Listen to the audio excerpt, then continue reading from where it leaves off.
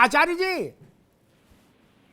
जी अमिताभ जी। जी बड़ा पूरे देश भर में हंगामा मच गया आपकी और आजम खान साहब की मुलाकात पर, जब उन्होंने एक दिन पहले 24 घंटे पहले रविदास मल्होत्रा को वापस भेज दिया, बोले मेरी तबीयत खराब है नहीं मिलूंगा किसी से, और अगले दिन आप गए तो खजूर से इस्तकबाल हुआ। जी तो लोग जानना ये चाह रहे हैं कि आजम खान साहब का मन और मिजाज कैसा है। देखिए अमिताभ जी, पहली बात तो ये है कि आजम खान साहब की तबीयत खराब है जी। तो वहाँ जो जेल के अंदर मैंने देखा वो हालात एकदम खराब हैं। उनके लिए आप यकीन करिएगा कि मुझे नहीं पता है कि जो 2 सालों में लोग उनसे मिलने गए उन्होंने वो अंदर के हालात बाहर आकर के क्यों नहीं बताए। वहाँ कोई बेड नहीं है, वहाँ कोई चारपाई नहीं है, वहाँ कोई खाट नहीं है, वहाँ कोई तख्त नहीं है। नीचे जमीन पे टाट की एक चटाई टाइप है, उस पर वो सोते हैं। अरे और हाँ, टाट की जी। और उसी में ना कोई कूलर है ना कोई एसी है, एक पंखा है, फ्रिज भी नहीं है, और घड़ा है पानी का, और एक पंखा एक लाइट है। उनकी तबीयत खराब है। तो पहले तो मैं आपको ये बताना चाहता हूँ, क्योंकि आप भी उनसे बहुत निकट का रिश्ता आपका रहा है जी। और आप भी उनके लिए प्रार्थना भी कर रहे हैं और आवाज उठाएं कि राजनीतिक विरोधियों को दुश्मन की तरह देखना ठीक नहीं है, चाहे सरकार किसी ठीक बात है। हाँ। दूसरा बात आता है सियासी बवाल का। तो मैं अमिताभ जी कोई सियासत का आंकड़ा लेकर के, कोई सियासी गठजोड़ लेकर के उनसे मिलने नहीं गया था, और मैं उनसे इंसानियत के लिहाज से मिलने गया था। मेरा फर्ज बनता है कि वो तकलीफ में है, उनका परिवार संकट में है, तो मैं उनसे मुलाकात करूं। मैंने कई बार कोशिश की लेकिन अनुमति नहीं मिल पाई।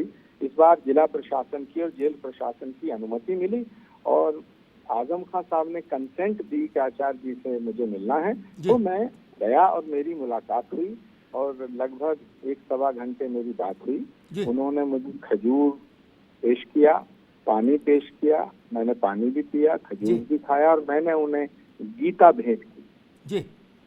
तो उन्होंने मुझसे कहा कि गीता ही क्यों भेंट करने के लिए आप लाए हैं। तो मैंने कहा मैं आपको रामायण और कुरान शरीफ भी भेंट कर सकता था, लेकिन ये शांति के ग्रंथ हैं, गीता क्रांति का ग्रंथ है।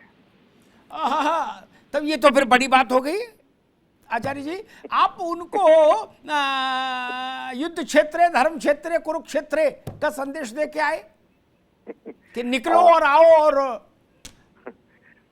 अब युद्ध में उतरो। आप बहुत दानिश्वर पत्रकार हैं, बहुत ही गूढ़ भाषाओं को भी समझ लेते हैं, उनके इशारे भी समझ लेते हैं। तो ये पक्की बात है कि मैं उनसे जो मिलने गया, मेरा उनसे रिश्ता है, मैं मिलने गया।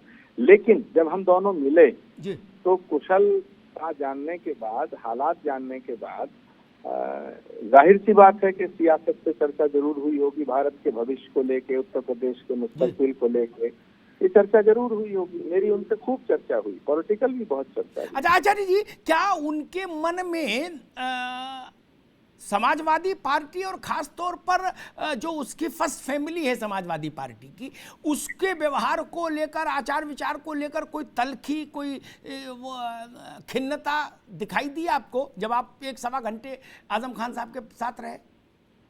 अमिताभ जी, हमारे शास्त्रों में कहा गया है प्रत्यक्षम किम प्रमाणम, प्रत्यक्ष को प्रमाण की आवश्यकता नहीं होती है। तो मुझसे एक दिन पहले ही उन्होंने समाजवादी पार्टी के डेलीगेशन से मिलने को मना कर दिया। ये अपने आप में ये प्रमाण है कि वो समाजवादी पार्टी के लीडरशिप और पार्टी से खुश नहीं है, वरना वो क्यों मना करते। अगर उनको मिलना नहीं होता है तो वो मना कर देते हैं, मिलना होता तो मिल लेते हैं। वो शिवपाल जी से मिलते हैं, आचार्य प्रमोद कृष्णम को अलाउ करते हैं कि नहीं मैं उनसे मिलना चाहता हूँ, लेकिन समाजवादी पार्टी के अपने जो सहयोगी हैं, और वो भी सुनने में आया, मुझे नहीं पता, मेरी अखिलेश जी से बात नहीं हुई, लेकिन ऐसा बताया गया अखिलेश मल्होत्रा जी के द्वारा, रविदास मल्होत्रा जी के द्वारा कि उन्हें नेतृत्व ने भेजा था। तो है ना, दूत बन के गए थे अखिलेश जी के, ऐसा मल्होत्रा जी ने कहा। हाँ, उन्होंने कहा। तो अगर राष्ट्रीय नेतृत्व का दूत कोई आता है और आजम खान साहब उससे मिलने से मना कर देते हैं, तो ये अपने आप में सिद्ध हो जाता है कि उनके दिल में उनके प्रति खटास है। मुझे ऐसा लगा उनकी बातचीत से कि शीशे में बाल आ चुका है। शीशे में बाल आ चुका। अच्छा आचार्य जी, एक सवाल बड़ा खड़ा होता है कि एक नैरेटिव बन रहा है, एक संदेश जा रहा है कि समाजवादी पार्टी अपने सबसे बड़े मुस्लिम चेहरे को संभाल नहीं पाई, उसके साथ रिश्ता नहीं रख पाई। एक समाजवादी पार्टी को विधानसभा के चुनाव में 83% मुस्लिम वोट कास्ट हुआ, उसके बाद भी ये हाल, मुसलमान और सपा के बीच में भरोसे का रिश्ता डगमगा रहा है, और इसके केंद्र में आजम खान है। तो ये नैरेटिव उत्तर प्रदेश की राजनीति को टू वे प्रभावित करेगा, सपा को कमजोर और मुश्किल में डालेगा, तो कहीं लाभ भी होगा आचार्य जी? अमिताभ जी, देखिए भविष्य में क्या होगा इसके लिए तो मैं कुछ नहीं कह सकता हूँ, लेकिन जो अतीत है वो तो रिकॉर्ड पे है। समाजवादी पार्टी नेताजी मुलायम सिंह यादव जी की विरासत को नहीं संभाल पाई, नेताजी मुलायम सिंह जी का ख्याल और सम्मान नहीं रख पाई, अपने चाचा का सम्मान अखिलेश जी नहीं रख पाए, ऐसा शिवपाल जी स्वयं कहते हैं। हाँ। सवाल ये नहीं है अमिताभ अग्निहोत्री जी कहें, आचार्य प्रमोद कृष्णम कहें, सवाल है कि शिवपाल जी ने पब्लिक डोमेन में ये कई बार कहा है कि मेरा अपमान किया जा रहा है, मेरा सम्मान नहीं किया जाता। तो जो पार्टी अपने बुजुर्गों को नहीं संभाल पाई, तो वो आजम खान साहब का ख्याल क्या रख पाएगी? जी, एक मैं देख रहा हूं कि तलखी बहुत ज्यादा हो गई। कल शिवपाल जी ने एक जगह कहा कि अखिलेश जी से संबंधित प्रश्न पर कि विनाश काले विपरीत बुद्धि। अगर तलखी यहां तक पहुंच जाए आचार्य जी, तब लगता है पॉइंट ऑफ नो रिटर्न आ गया अब तो इस परिवार में। नहीं, देखिए बात ये है कि इसमें अगर निष्पक्ष होकर इसका विश्लेषण किया जाए तो हालांकि एक सवाल ये उठेगा हमारे आपके कहने के बाद कि भाई वो उनकी पार्टी का मसला है, उनके परिवार का मसला है, हम कौन होते हैं दखल देने वाले।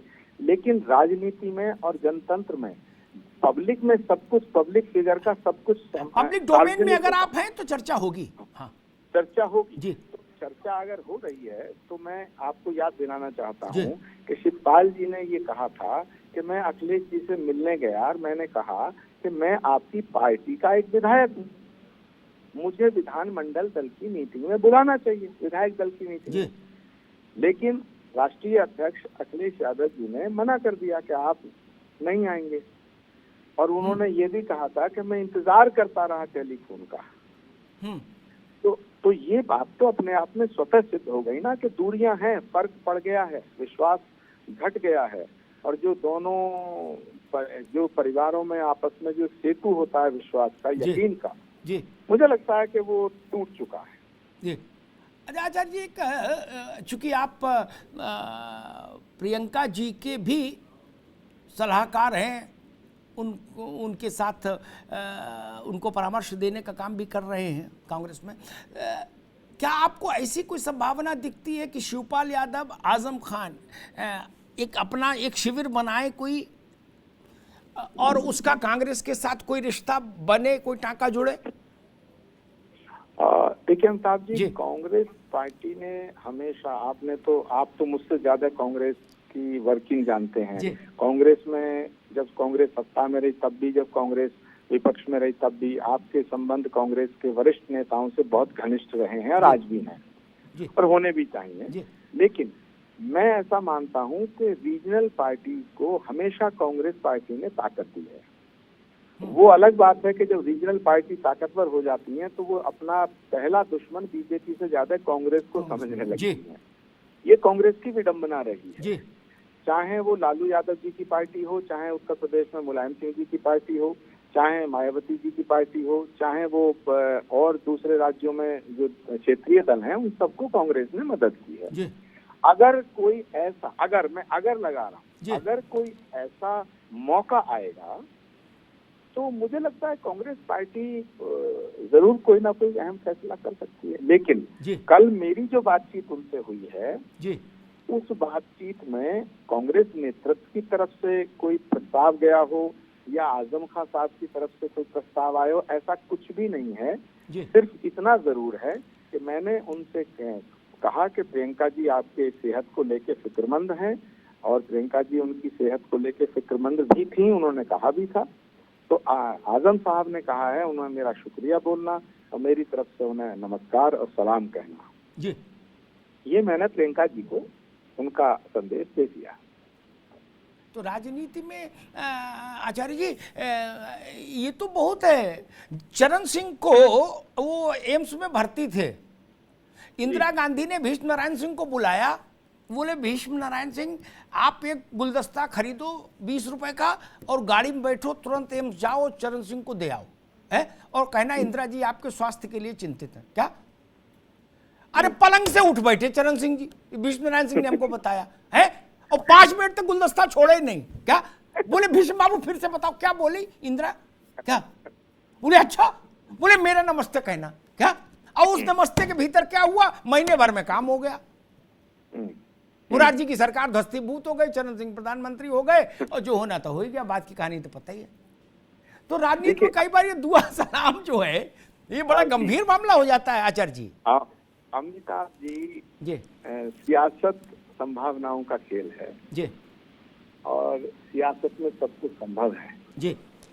लेकिन आजम खान साहब के जेल से रिहा होने का सवाल सबसे पहला अहम है। अभी आजम साहब जब जेल से बाहर आएंगे तो उसके बाद मुझे लगता है कि भारत की राजनीति में काफी उलटफेर होगा जी, ऐसा मुझे लगता है। ये बहुत बड़ी बात कही आचार्य जी आपने, और हमसे बात की, बहुत बहुत शुक्रिया आपका, बहुत बहुत आभार।